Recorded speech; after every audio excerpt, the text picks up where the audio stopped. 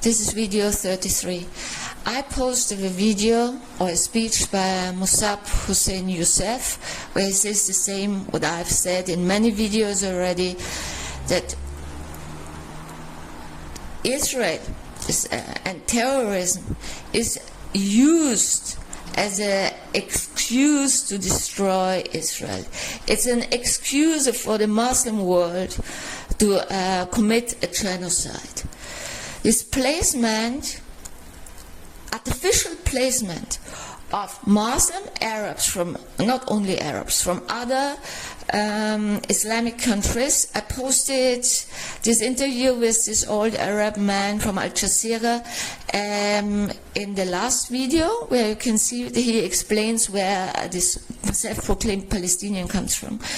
They are not from the land of Israel. They are not from Gaza, they are not from Samaria, and they are not from Judea, and they are not from anywhere which is Jewish homeland. And the incitement from UNRWA schools and UN, this is planned for decades, for over 100 years. And now Israel is burning, Hezbollah or Iran and its proxies burns down Israel, the north of Israel.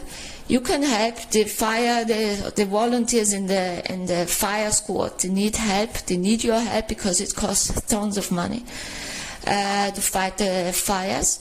Nobody speaks about it.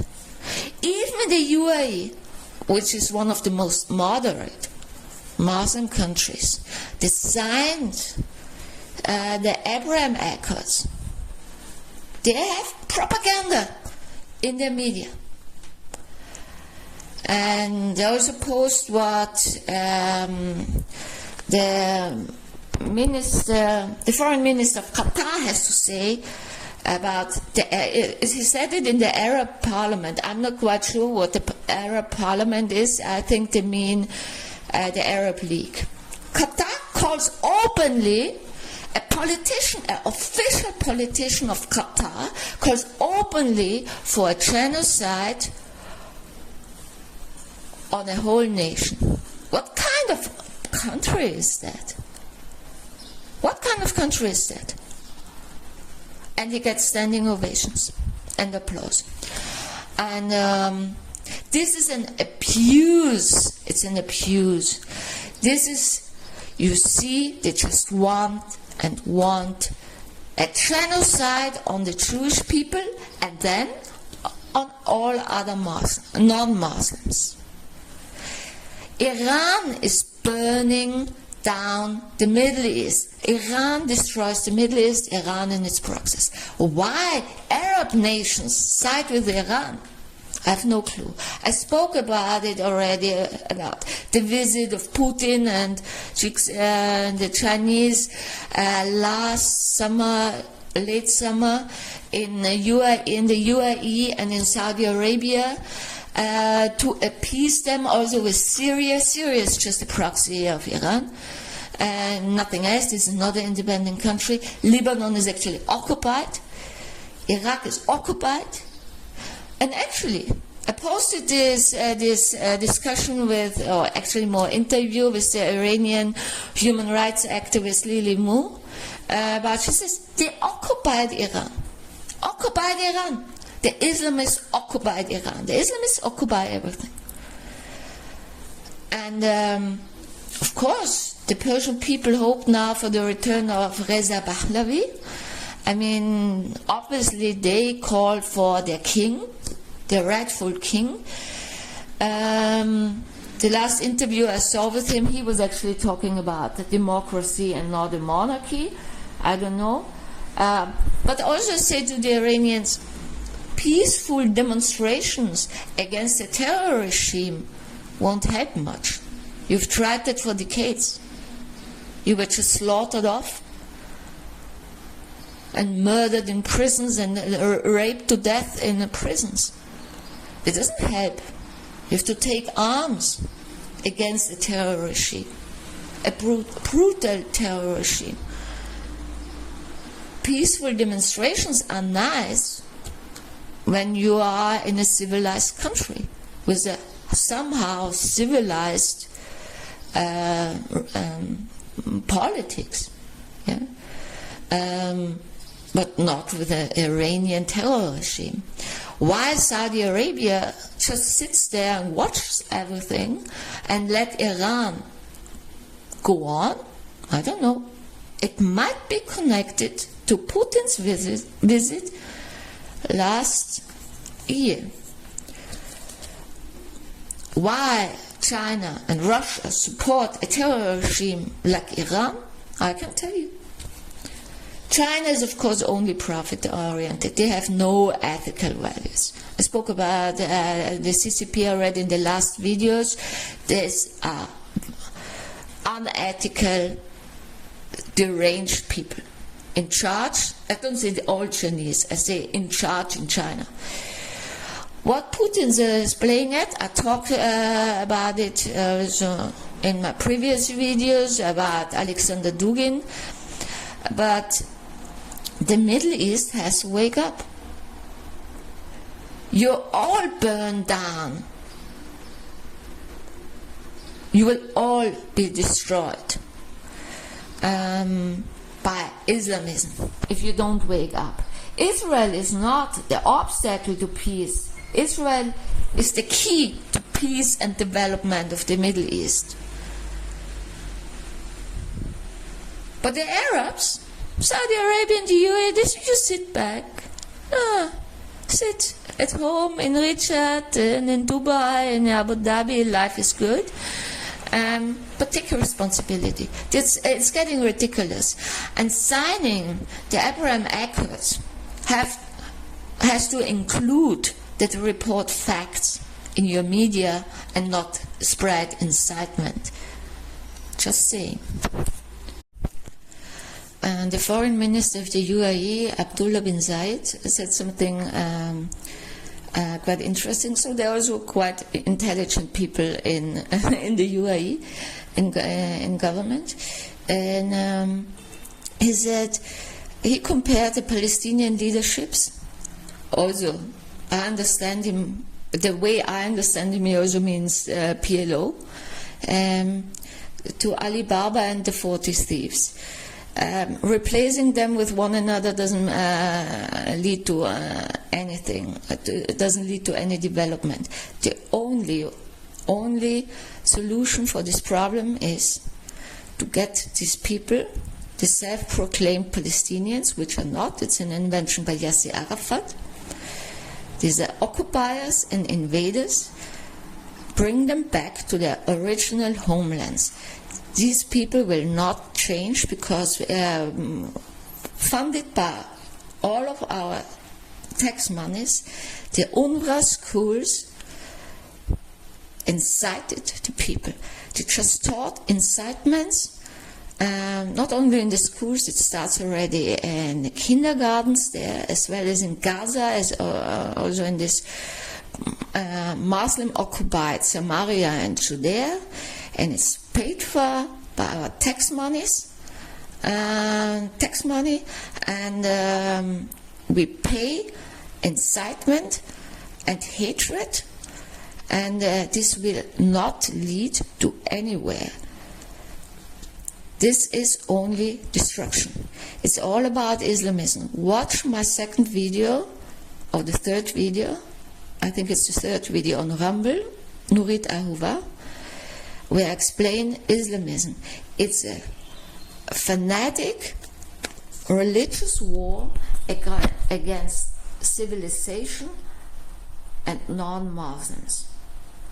And in fact also against Muslims, against women, against children, against the freedom of speech, against freedom for everybody. These are people who want to burn down the world and change everything into a backwards religious fanatic caliphate. I'm not talking nonsense. This is the insane ideas of Islamism. And yesterday, on the 6th of June, I spoke with a friend in Austria, And I asked him about the media. He said, in the media you don't hear anything how Israel is attacked from all sides. They are not the aggressors. They are the ones who are attacked. And he said, no, in the Austrian media, and I think it's the same in the UK, in France, in Germany, in Russia, and in Spain, everywhere. The media reports how bad Israel is. This is a propaganda war. It's a political war in the ICC and the UN, on all levels. It's a propaganda war. I want to see one media that reports the facts on Israel. I've never seen it in my whole life. Nowhere. Not even in the US. And but the facts are out there. There's no excuse anymore for not knowing the facts. You can access the facts. Everyone can access it. The people who believe this hatred want to believe it. Because you just want to foster your prejudices. Quite often I also talk about King Abdullah II of Jordan and his way of doing, how to put it, his way to destroy Jordan. I studied with Jordanians when I was young, so 18 years ago. And one was Muslim, one was Christian from Jordan. And of course, my best friend was the Christian from Jordan.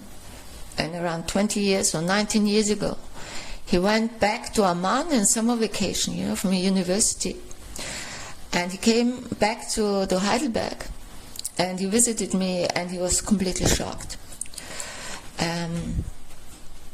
Because there was a time when Israel and Jordan had very good relations. It was the work of the Israeli government and King Hussein the first, because King Hussein had a very clear stand against Islamism and this Palestinian nonsense, and also for his own country. It was good for the Jordanian population. And King Hussein also knew exactly that this Palestinian nonsense is nonsense. These people don't exist. He knew about it. And he also knew that the Israelis are his friends.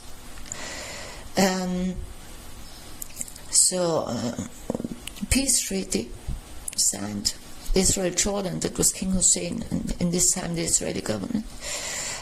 So Israelis went to Jordan on vacation. They could also go to Egypt on vacation. They all had to stop decades ago because Israeli tourists were murdered in Egypt. When this friend of mine came back from Jordan, from Amman, he was shocked. It was around 19 years ago. He was shocked and he said, you know what, the Israeli government, the Jordanian government put out a travel warning for Jewish tourists, means of course Israelis mainly, because they can't protect them anymore against Islamism. What did he do against it?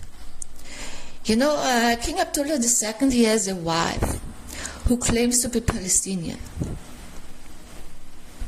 Somebody who claims to be Palestinian is actually spreads incitement, because this doesn't exist. It just doesn't exist. The word Palestinians under the British occupation meant Jewish people. Everything else, the people who claim now to be Palestinians spread incitement, because they're not. It's an invention by the Egyptian terrorist Yasser Arafat. So you have a queen of Jordan who spreads incitement. Where is she from, in fact? And here you see also how this the Jordanian politics changed after the death of King Hussein. You understand me? So I've met decent people from Samaria and Judea, Muslims, but also Christians. They don't say they're Palestinians. They don't say that. Because they know they are not. A friend of mine, the whole family has a Jordanian passport. Because they're Jordanians. And I want to speak also about good news from the UAE. I know I criticize the UAE, but there are also good things in the UAE. So the president of the UAE, Sheikh Mohammed bin Zayed, who is also the Emir of Abu Dhabi, made a new law only to stop incitement, hate preachings by imams. What's the plural of imam? I learned once Arabic, but I forgot everything. So now in the UAE, only qualified imams are allowed to teach. Everyone else will be blocked.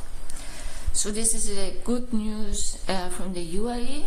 So they also have good ideas. They lack a bit in stand against Islamism outside of their own country. I say it's not enough to just say, oh, I'm against Islamism at home. Because then I say, yeah, is it just because it's bad for business?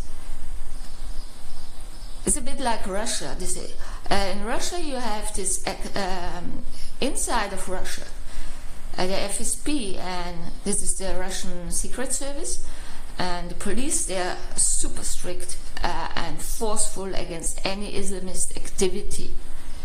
So they have no excuse. They really they fight it forcefully.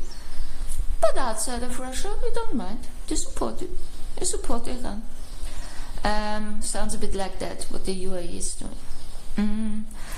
So now let's talk about these people who deny the crimes against the Israeli hostages, also the crimes against Israeli civilian population, and all the rapes on Israeli women, and also on 7th of October, but also of the hostages. This denial, what Lily Moon said in this interview, I will post it again. She said she's not surprised. This is the same has been done about Iran. The crimes of the Iranian regime against women have been denied by the whole international population, and also the slaughters in villages in Iran has been denied for decades, and internationally, also in the UN. And even they legitimized the Iranian regime in the UN and everywhere. And this is not a surprise. We see the low stand of the international community and politics. Honestly, I say the problem is we let insane male egos be in charge worldwide. Wherever you see, it's not only in the Muslim world, it's worldwide. You see only men in charge, or a few women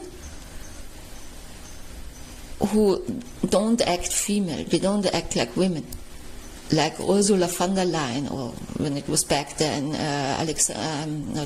Angela Merkel. They were worse than every man. But this insane male ego, you can see it all over history, since the invention of the patriarchat. destroys our world. Also environment, also wildlife. Is burning down north of Israel, the forests in Israel. Where are the climate hysterics now? Where are you? That's good for you?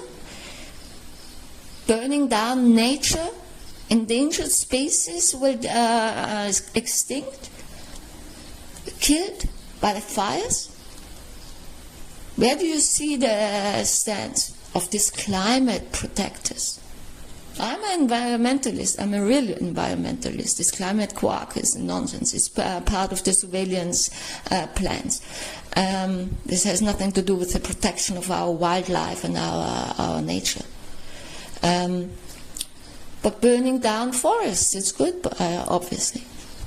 As long as it is against the Jewish people. The world has gone mad for a long time already.